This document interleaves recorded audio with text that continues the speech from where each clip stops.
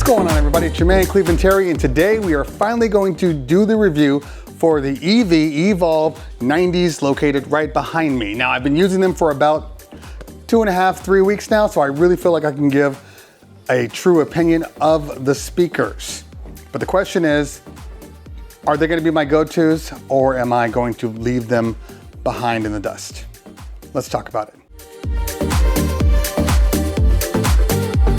All right, so if you guys are new here, this is what we do. We talk about all things DJ related, whether it be DJ gear reviews or DJ Business 101 or just normal Tech Thursday stuff where we break down all the technical issues with DJ software, which we do every Thursday. If that sounds like something you're interested in, hit that like button, hit that subscribe button, so you know the next time I post a new video. All right, before we get into the review, let's talk about full disclosures. Now, EV did send me the Evolve 90s and the Evolve 70s to keep, but also to review.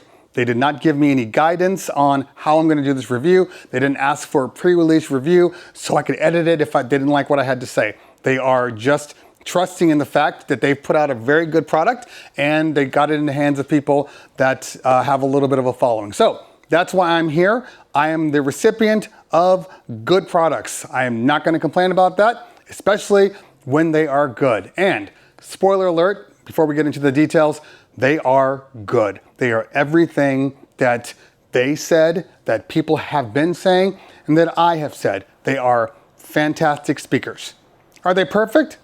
No. Are any speakers perfect? Absolutely not. But I think it's gonna hit a lot of points that a lot of people have been wanting, and let's talk about it. As far as the exterior goes, this is a very, very good looking product. Now, of course, it's a little different than some of the other ones like your LDs and things that kind of have the straightaway column. This is definitely it's a beast of a speaker. It looks big, it feels big, but I've used these things on the last 3 parties and I've gotten major compliments on these speakers. And of course, the functionality is what we really want about these speakers, okay? So exterior wise, it's a great speaker, looks good. The all white is really, really good.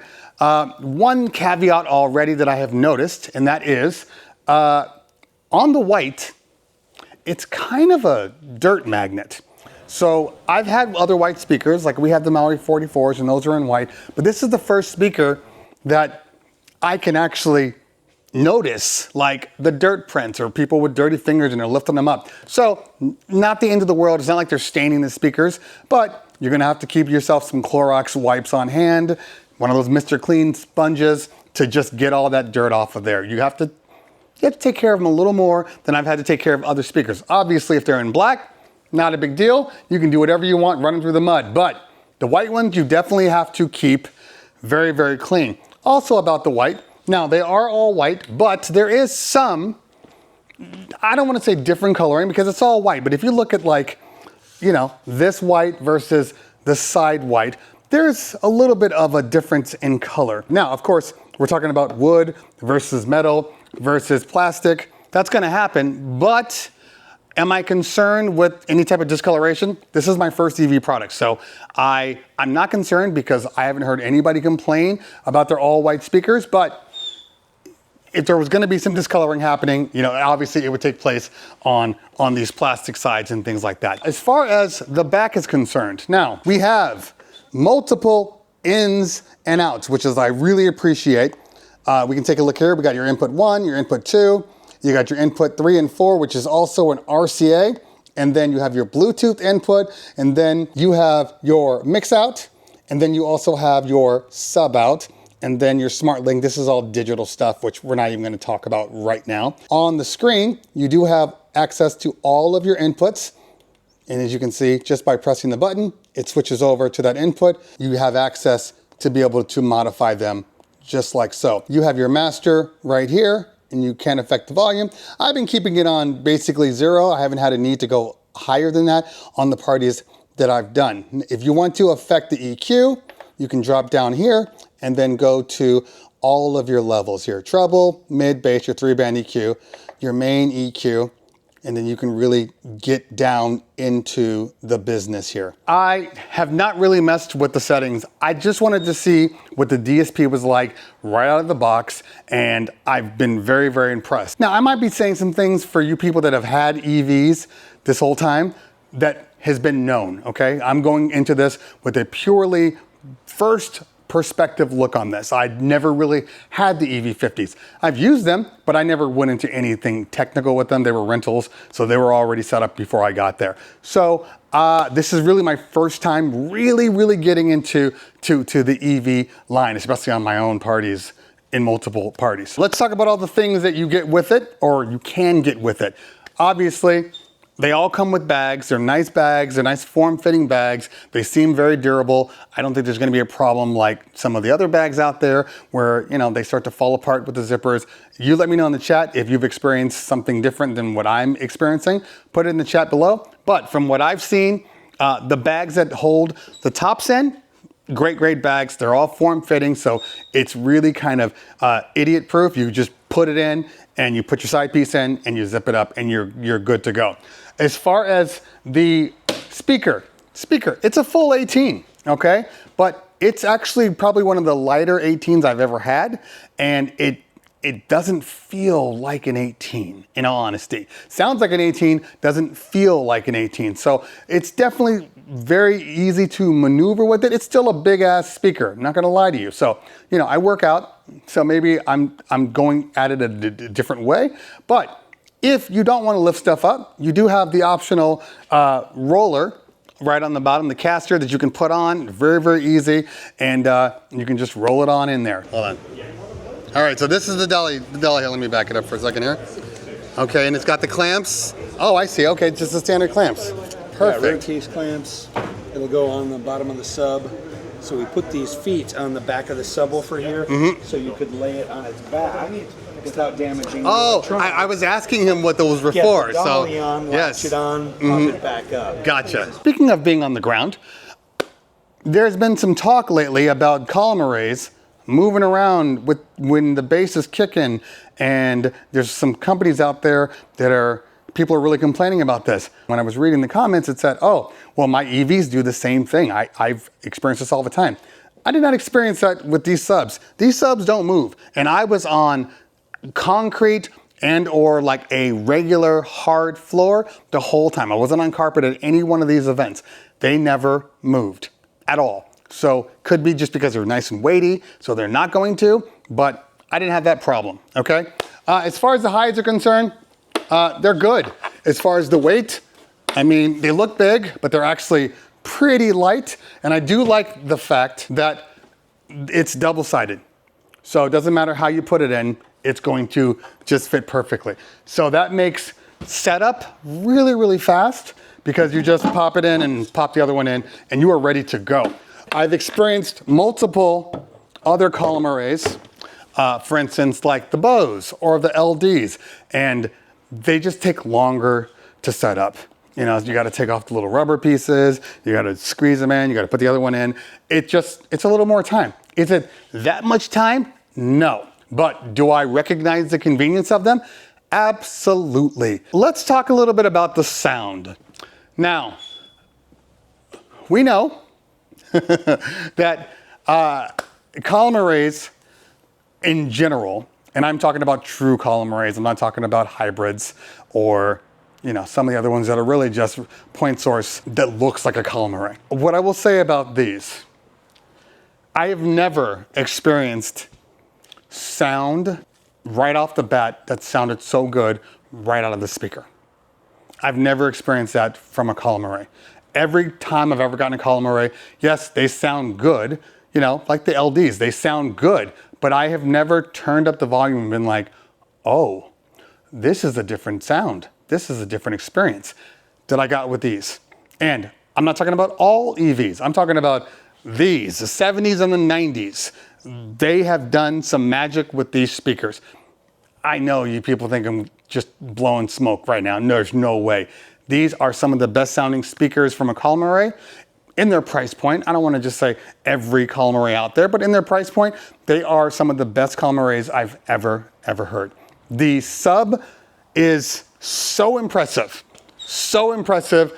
I mean, it's a true 18, and it's not like a nerfed 18. You know, some of them, they say they're 18 or they say they're 15, but then, you know, the limiters kick in, the amps don't do as well, and next thing you know, they don't really sound like that.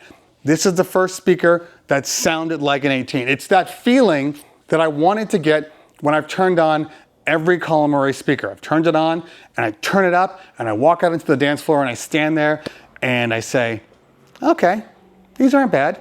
These are the first speakers that I've turned on and said, these actually sound good. They really do sound good. The entire room, you can feel that bass, and that is the thing that we have been missing from a lot of column arrays. That bass that just vibrates in your chest. You know what I mean? It just vibrates all here and you can feel it. It's all around you. I missed that bass sound. Now, do I get it with my point source? Absolutely. But in a column array, I have missed that bass sound, and I finally got it with these guys. A couple of things to note. The highs. Again, very new to EV, but even when I was using them on my party in Montana where I rented the EV50s, I didn't feel how good the highs sounded. These are amazing sounding highs. They're high forward, I guess is what I'm saying. So the sound definitely comes out and it is in your face. You can hear it, but it's not sterile, okay? It doesn't give you that, ow, my ears are bleeding type thing that some speakers do. This is a very, very warm and pleasant sound. The one thing I will say about these, because they are column arrays, I noticed that they didn't throw as hard or as far as some of my other column arrays. Not that that's a bad thing, because I'm trying to throw a party. I'm trying to throw a party on the dance floor and pack it out. People could still hear on the speeches and everything. They could still hear that. But in general, I have noticed that some of my other ones do throw a little better, especially like the Bose throw better. The LDs, they kind of sit in the same field as far as throw is concerned. But I did notice that. Now, I think one of the reasons that the throw might be different is because, well, obviously you got an 18-inch sub. So that sub is gonna take up a lot of the power that you would normally spread out more equally on your system. So when the bass is kicking, it's drawing the majority of the power. So the highs are still getting their power, but when you turn it up and now the bass is going real hot, okay, you might have to adjust, which leads me to the EQ presets. So there's a few out there, and I'm sure you guys all know this, but there's speech, there's music, there's live, and there is club. I've been running mine on music the entire time. I did flip it to club. I did not love the club sound. I thought it was over EQ'd. You know, it was almost like going from like a really balanced with good bass headphones and then going to like a Beats studio. You know what I mean? Where it's like now you really do hear the bass, but it's lacking in other elements, other frequencies. That's what I was getting. The music EQ, the music DSP is really, really good. And I like to trust the designers of these things when they make them, because I feel like they've made their DSP, they've made their settings to fit with the speakers that they are producing. I personally won't leave music. I think music is fine. But if you were worried about the throw and you did want to have speeches, it's really easy to just flip that preset to speech and then it will take the whole room. Also, as far as the highs are concerned, I have now put 3 different MCs, because, you know, we do bar and bat mitzvahs, we do multiple parties, so I have a different MC on every party. I had 2 boys and a girl, and this speaker was the first speaker, and I'm sure when I do the review of the 70s, it's going to be the same. But this speaker was the first speaker where my female MC didn't need to be EQ'd to hell to make her sound good. Everybody's voice is different, but female voices, a lot of times you do have to EQ them a little more. This was the first time. Normally, we throw her bass super high and we throw her high super low to balance her out because she has a high voice. This is the first time where we could keep the EQ on the microphone pretty much in the center, and she sounded great.